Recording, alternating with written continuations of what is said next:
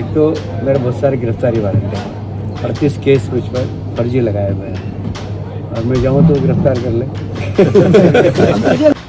उन्होंने खुद स्वीकार किया है कि 30-35 मुकदमे दर्ज हैं, लेकिन इन मुकदमों की जानकारी उन्होंने निर्वाचन के समय अपने फॉर्म में नहीं दी। तो जिस आधार पर मुकेश मल्होत्रा के चुनाव को शून्य घोषित किया गया है, उसी आधार पर कैलाश विजयवर्गीय जी के चुनाव को भी शून्य घोषित करना चाहिए। तो क्या इंदौर के कद्दावर नेता कैलाश विजयवर्गीय की सीट, विधानसभा सीट पर भी अब एक संकट मंडरा गया है? क्या कैलाश विजयवर्गीय की विधानसभा सीट जा सकती है? ऐसा क्यों कह रहा हूं? क्योंकि शिकायत की गई है और बाकायदा सबूतों के साथ निर्वाचन आयोग को, और यदि ये शिकायत जायज होती है तो निश्चित ही मुकेश मल्होत्रा की तरह हो सकता है कि विजयवर्गीय की सीट पर भी संकट के बादल छा जाएं। पर मामला क्या है और ये शिकायत किसने की है, जिसकी पूरी बानगी तफसील आपको दूंगा। अंत तक बने रहिए मेरे साथ। आप देख रहे हैं दालापिटा और मैं हूं आदर्श पांडे। मामला है इंदौर का। इंदौर में कैलाश विजयवर्गीय जो एक कद्दावर नेता है, उनकी विधानसभा सीट को लेकर के सियासी गर्माहट तेज है। भैया मामला क्या है? मामले की सुगबुगाहट है कैलाश विजयवर्गीय का कुछ दिन पहले दिया गया पत्रकारों को एक बयान। कैलाश विजयवर्गीय स्पष्ट तौर पर जब पत्रकार पूछते हैं कि बंगाल के चाणक्य जो हैं, जो उस समय बंगाल के चाणक्य कैलाश विजयवर्गीय थे, वो इस विधानसभा चुनाव में बंगाल में जो चुनाव हो रहा है उससे दूरी बनाए क्यों हो गए, तो इसके एक अलग ही अंदाज में विजयवर्गीय कहते हैं कि उन पर कई मुकदमे दर्ज हैं। तकरीबन 35 से 38 मुकदमों की बात की जा रही, जो सोशल मीडिया पर भी दावा है, और कई में तो गिरफ्तारी के वारंट भी हैं, उनको गिरफ्तार किया जा सकता है, ऐसी बात की है विजयवर्गीय ने पत्रकारों से।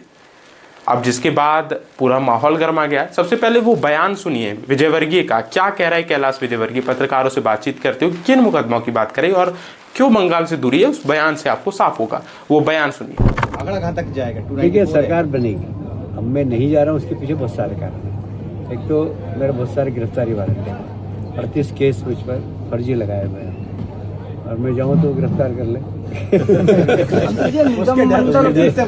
मुझे पार्टी ने कहा कि जाओ मत, एक दूसरा लफड़ा खड़ा हो जाए। ये निगम मंडलों की नियुक्तियां फिर रुक गई क्या? उसके पीछे हो जाएगी, पार्टी की प्रक्रिया चलती रहती है। अब क्या बीच में चुनाव आ गए, सब लोग चुनाव में चले गए। मतलब बंगाल चुनाव के बाद? हाँ, बंगाल चुनाव के बाद मुझे लगता है कि बंगाल सर बंगाल नहीं जाएंगे मतलब आप?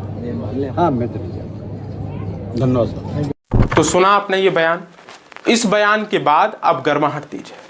जी हाँ, कांग्रेस के जो मीडिया विभाग के अध्यक्ष हैं मुकेश नायक, उनका एक वीडियो सोशल मीडिया पर उन्होंने साझा किया और साझा वीडियो में उन्होंने बताया कि हमने इस बयान के बाद ये समझा कि जो श्योपुर की विजयपुर विधानसभा की जो सीट है, मुकेश मल्होत्रा को जो ग्वालियर हाईकोर्ट ने शून्य घोषित कर दिया। क्यों? क्योंकि आपराधिक मामले छुपाए गए थे। आपराधिक मामले जब छुपाए गए तो मुकेश मल्होत्रा की सीट को रिक्त कर दिया गया, शून्य कर दिया गया। इसके बाद कांग्रेस भी अब तेज है।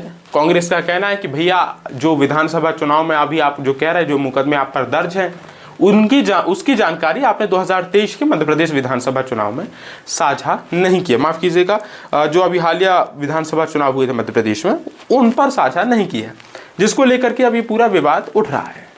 अब सबसे पहले मैं आपको सुनवा देता हूं कि जो मुकेश नायक क्या कह रहे हैं। सबसे पहले उस बयान को सुनिए, फिर आगे हम चर्चा करते हैं।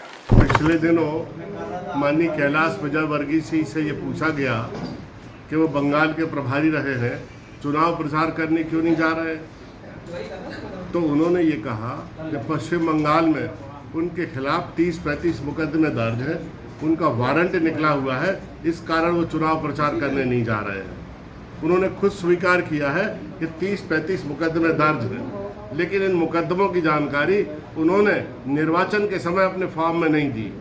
तो जिस आधार पर मुकेश मल्होत्रा के चुनाव को शून्य घोषित किया गया है, उसी आधार पर कैलाश विजयवर्गीय जी के चुनाव को भी शून्य घोषित करना चाहिए, क्योंकि उन्होंने भी अपने ऊपर चल रहे मुकदमों की जानकारी छुपाई है।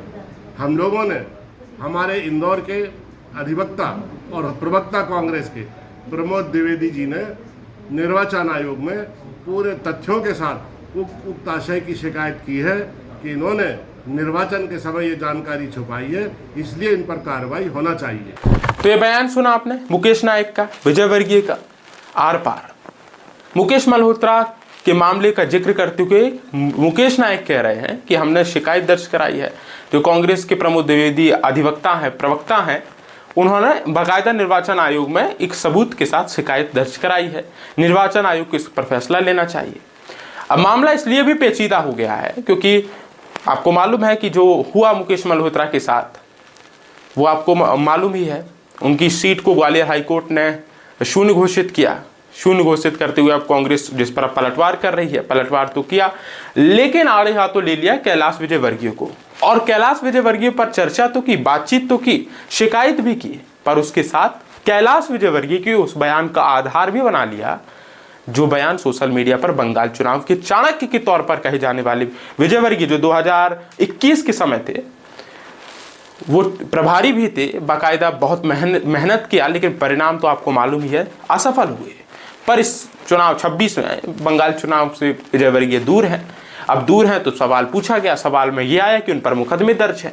अब जब आप पर मुकदमे दर्ज हैं तो क्या आपने इसकी जानकारी चुनावी हलफनामे में साझा की है या नहीं की है? क्योंकि कानून साफ तौर पर कहता है कि आपके जो उम्मीदवार है उसकी जानकारी मतदाता को होनी चाहिए, पूरी जानकारी होनी चाहिए। आप पर कितनी मुकदमे हैं, कितनी संपत्ति है, आपका पुराना इतिहास क्या है, वर्तमान इतिहास क्या है, हर एक पहलू की जानकारी होनी चाहिए। लेकिन यदि आपने पश्चिम बंगाल के उन मुकदमों की जानकारी एफिडेविट में शामिल नहीं की है तो निश्चित ये मामला पेचीदा होगा। ऐसे में संकट के बादल तो छा रहे हैं। लेकिन अब क्या कैलाश विजयवर्गीय इस पूरे मामले को लेकर के कुछ बयान देते हैं, ये देखना दिलचस्प होगा।